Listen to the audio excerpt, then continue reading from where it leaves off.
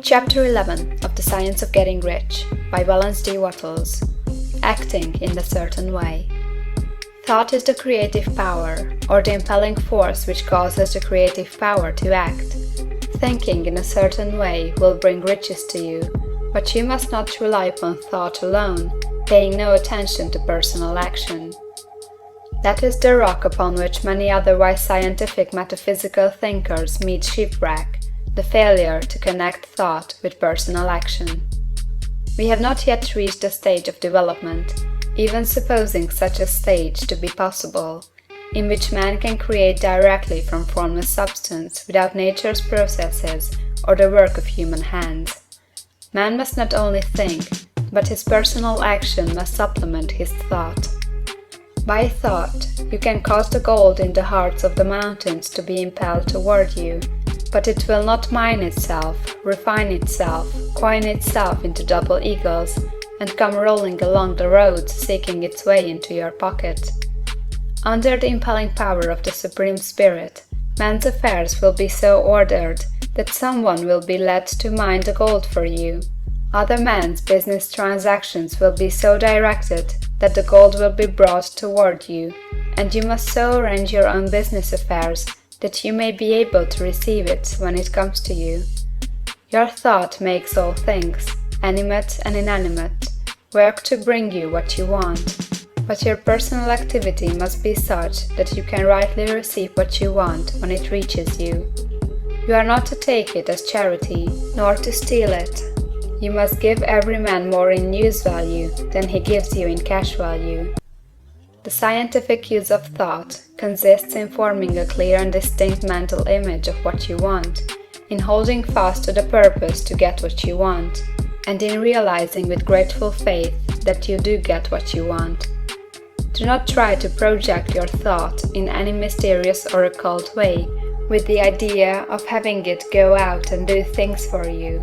That is wasted effort, and will weaken your power to think with sanity. The action of thought in getting rich is fully explained in the preceding chapters.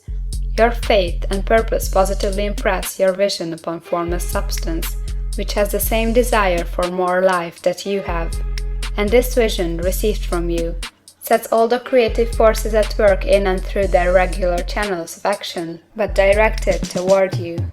It is not your part to guide or supervise the creative process. All you have to do with that is to retain your vision, stick to your purpose, and maintain your faith and gratitude. But you must act in a certain way, so that you can appropriate what is yours when it comes to you, so that you can meet the things you have in your picture and put them in their proper places as they arrive. You can really see the truth of this. When things reach you, they will be in the hands of other men, who will ask an equivalent for them. And you can only get what is yours by giving the other man what is his. Your pocketbook is not going to be transformed into a Fortunatus purse, which shall be always full of money without effort on your part. This is a crucial point in the science of getting rich. Right here, when thought and personal action must be combined, there are very many people who, consciously or unconsciously, set the creative forces in action by the strength and persistence of their desires, but who remain poor because they do not provide for the reception of the thing they want when it comes. By thought, the thing you want is brought to you. By action, you receive it. Whatever your action is to be, it is evident that you must act now. You cannot act in the past, and it is essential to the clearness of your mental vision that you dismiss the past from your mind.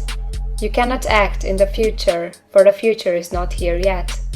And you cannot tell how you will want to act in any future contingency until that contingency has arrived. Because you are not in the right business or the right environment now, do not think that you must postpone action until you get into the right business or environment. And do not spend time in the present taking thought as to the best course in possible future emergencies. Have faith in your ability to meet any emergency when it arrives. If you act in the present with your mind on the future, your present action will be with a divided mind and will not be effective. Put your whole mind into present action. Do not give your creative impulse to original substance, and then sit down and wait for results. If you do, you will never get them. Act now. There is never any time but now, and there never will be any time but now. If you are ever to begin to make ready for the reception of what you want, you must begin now. And your action, whatever it is, must most likely be in your present business or employment, and must be upon the persons and things in your present environment. You cannot act where you are not. You cannot act where you have been, and you cannot act where you are going to be. You can act only where you are. Do not bother as to whether yesterday's work was well done or ill done. Do today's work well. Do not try to do tomorrow's work now. There will be plenty of time to do that when you get to it. Do not try by occult or mystical means to act on people or things that are out of your reach. Do not wait for a change of environment before you act. Get a change of environment by action. You can so act upon the environment in which you are now as to cause yourself to be transferred to a better environment.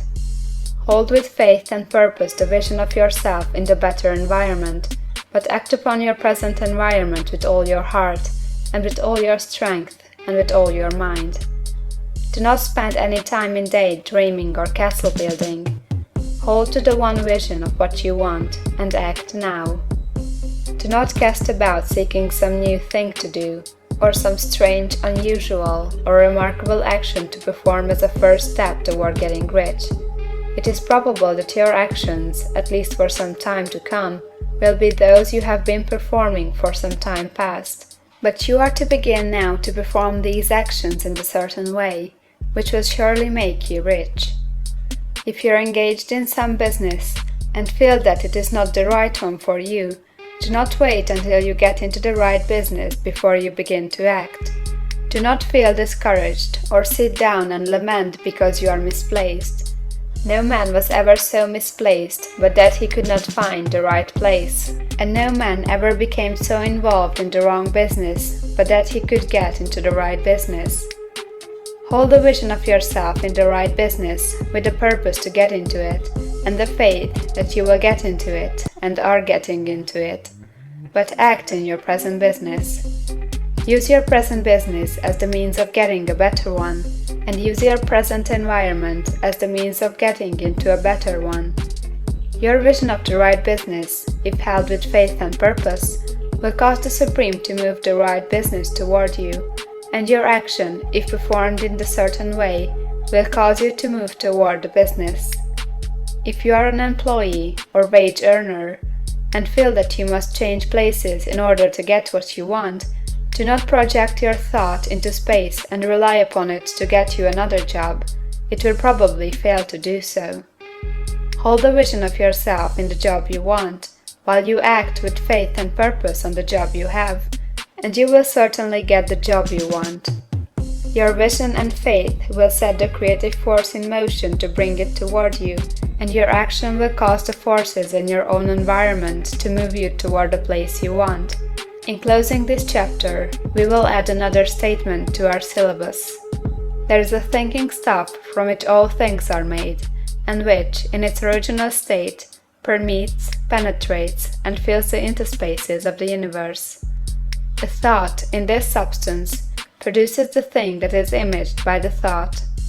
Man can form things in his thought, and, by impressing his thought upon formless substance, can cause the thing he thinks about to be created. In order to do this, man must pass from the competitive to the creative mind.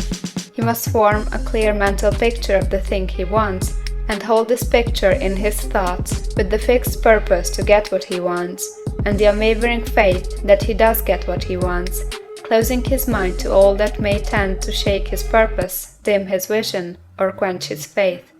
That he may receive what he wants when it comes, man must act now upon the people and things in his present environment. End of chapter 11.